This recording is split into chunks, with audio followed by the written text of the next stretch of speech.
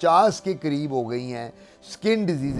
During pregnancy sugar हो जाती है। सबसे बड़ी इसकी जो होती है मैनिफेस्टेशन वो खारिश है। वो लोग कहते हैं कि जी मैं दवाई लेता हूँ, एंटीबायोटिक ठीक हो जाता हूँ, एंटीबायोटिक बंद कर तो फिर आ जाती है, तो इसका मतलब है अंडरलाइंग डायबिटीज जरूर test. And then you have to be very careful regarding your diet. जिनको इन्फेक्शन बार बार हों टाइप 1 या टाइप 2 में, तो उनको अगर ये नहीं पता कि उनको डायबिटीज टाइप 1 डायबिटीज आगे बच्चे को पैदाइश पे होती है। बिस्मिल्लाहिर्रहमानिर्रहीम। बड़ी मेहरबानी आपने अपने प्रोग्राम में बुलाया और आपके साथ इंटरेक्शन रहता भी है प्रोग्राम में भी। बड़ा इंपॉर्टेंट टॉपिक है जिस तरह आप कह रही हैं, लेकिन मैं एज ए डर्मेटोलॉजिस्ट, अब मुझे अबाउट 45 ईयर्स हो गए हैं डर्मेटोलॉजी में, तो मेरे लिए तो ये ब्रेड एंड बटर है डायबिटीज़ एंड स्किन। लेकिन अभी जो नए लोग हैं उनके लिए कि जी शुगर और जल्दी अमराज ये क्या बात हुई।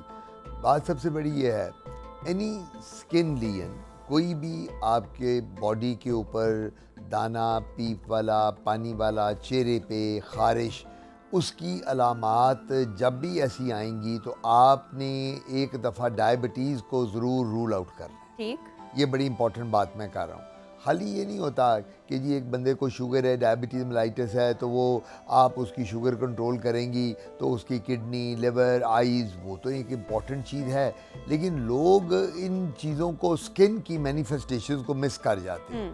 अब होता क्या है, मेरे पास एक पेशेंट आएगा, अब वो अक्सर आके कंप्लेन क्या करेगा, जो मैं अब आपको सिम्टम बता रहा हूँ कि स्किन के सिम्टम क्या हैं शुगर के मरीज़ में।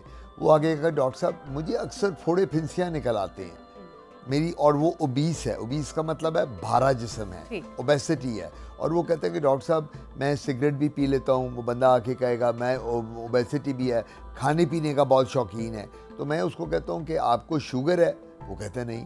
मैं कहता हूँ कभी टेस्ट कराई? वो कहता मुझे अलामात ही कोई नहीं, सिम्टम।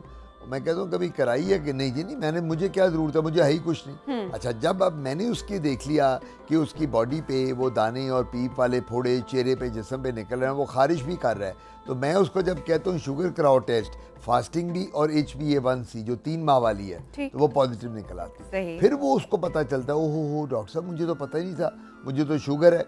तो ये अलामात इस वक्त जो हैं आज तक, ये अबाउट 50 के करीब हो गई हैं skin disease due two diabetes. Doctor साहब ये जिन सिम्टम्स का हम जिक्र कर रहे हैं और पेशेंट को मालूम नहीं होता या इतनी अवेयरनेस नहीं होती, ये जो सिम्टम्स होंगे ये मर्द ख़वातीन में सेम होंगे या अलग अलग होंगे? स्किन कंडीशन की बात करें, बिल्कुल सेम होंगे। रीज़न सिर्फ फ़र्क ये होता है कि फीमेल्स में क्योंकि हार्मोनल इश्यूज ज़्यादा होते हैं, प्रेगनेंसीज भी करनी है, शादी के बाद बच्चे पैदा होने हैं, उसके बाद हार्मोनल इश्यूज भी रहने हैं। कई ख़वातीन की डिलीवरी नॉर्मल हैं, कईयों की सेक्शन के साथ हैं, कईयों ख़वातीन को प्रॉब्लम्स हैं, तो उनकी प्रॉब्लम्स ज़्यादा हो जाते हैं मर्दों से। जिनको उनमें, अच्छा कुछ लोगों को ऑब्वियसली मैरिड ख़वातीन में वो ड्यूरिंग प्रेगनेंसी शुगर हो जाती है जी।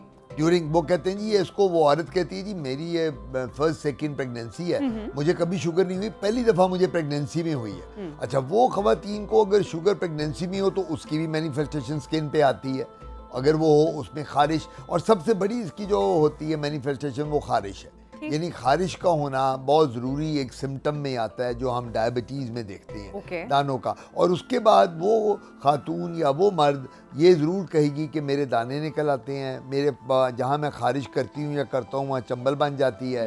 तो ये इस वजह से हमें जिन लोगों में बार बार स्किन इन्फेक्शन हो, बार बार इन्फेक्शन हो, और वो लोग कहते हो कि जी मैं दवाई लेता हूँ, एंटीबायोटिक ठीक हो जाता हूँ, एंटीबायोटिक बंद कर तो फिर आ जाती है, तो इसका मतलब है अंडरलाइंग डायबिटीज़ ज़रूर टेस्ट कराएं। और नंबर 2, जेनेटिक जो डायबिटीज़ है ये बड़ी कॉमन है। अगर पेरेंट्स में थी, मदर को, फादर, चचा, ताया, मामू, किसी को फैमिली में है, तो डायबिटीज़ वो हिस्ट्री बड़ी ज़रूरी है। And then you have to be very careful regarding your diet. ठीक है। अच्छा डॉक्टर साहब मुझे ये बताइएगा कि जो डायबिटीज़ की हम बात कर रहे हैं, स्किन कंडीशन टाइप 1 और टाइप 2 की जब बात करते हैं, तो जिसको टाइप 1 है या टाइप 2 है, जिनकी हेल्थ कंडीशन, वो स्किन डिजीज़ की जो शिद्दत है उसमें कोई फ़र्क आएगा या वो सेम इंटेंसिटी होगी? बात ये होती है टाइप 1 डायबिटीज़ तो एट बर्थ भी होगी, पैदा हुआ बच्चा, बच्चे को आके टाइप 1 डायबिटीज़ आ गई, बच्चे को पैदाइश पे होती है, क्योंकि माँ को या बाप को डायबिटीज़ है, जेनेटिकली बच्चे को पैदाइश पे डायबिटीज़ है। यानी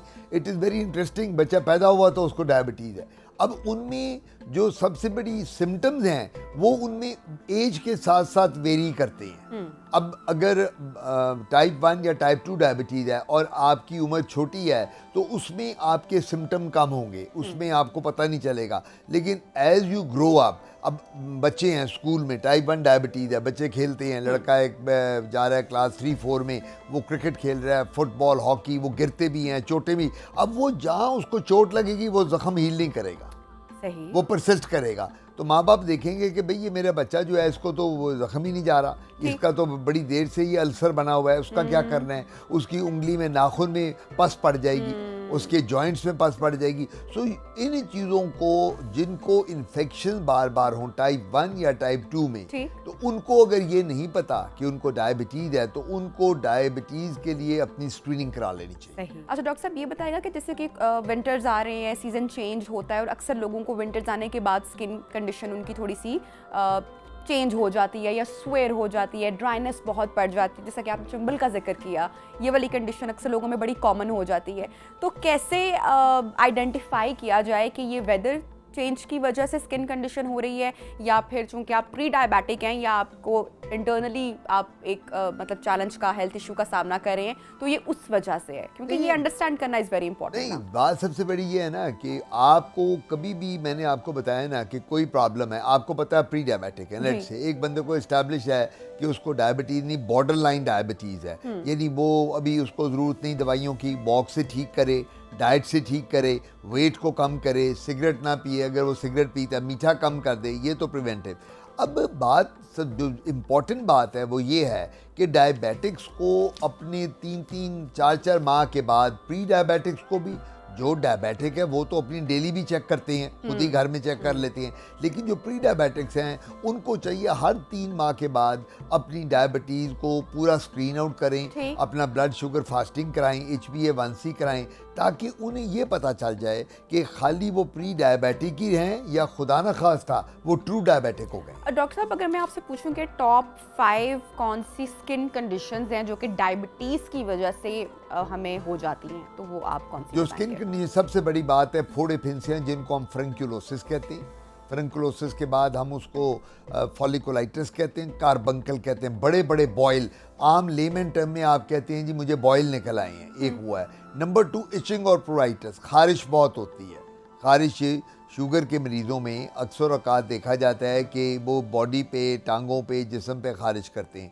नंबर 3 जो होती है बालों का गिरना, कई दफ़ा हेयर लॉस डायबिटीज़ में, डायबिटिक पेशेंट में बहुत ज़्यादा होता है। यंग बच्चा है, उसमें बाल गिरने लग जाएं, जिसको डायबिटीज़ है उसको पता ही नहीं है, तो जब इन्वेस्टिगेट करेंगे तो पता चलेगा कि डायबिटीज़ आ गई है।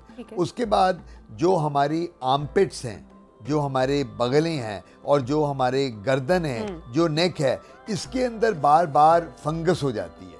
सो डायबिटिक में फंगस बड़ी कॉमन है, ये जिनको ददरी कहते हैं, दाद कहते हैं उर्दू में, वो आ जाती है। और फिर फाइनली ये होता है कि जब भी आप कहीं जाएंगे गर्मी में, वहाँ मसलन 2-3 सीज़न है गर्मी के जिसमें सब लोग घूम रहे हैं, वो जिसको डायबिटीज़ है उसको उन मौसमों में इन्फेक्शन होने का डर ज़्यादा होता है, क्योंकि वो इम्यूनो कॉम्प्रोमाइज्ड है। इम्यूनो कॉम्प्रोमाइज्ड का मतलब होता है आपकी कुव्वत मदाफ़त कम हो गई है डायबिटीज़ की वजह से। तो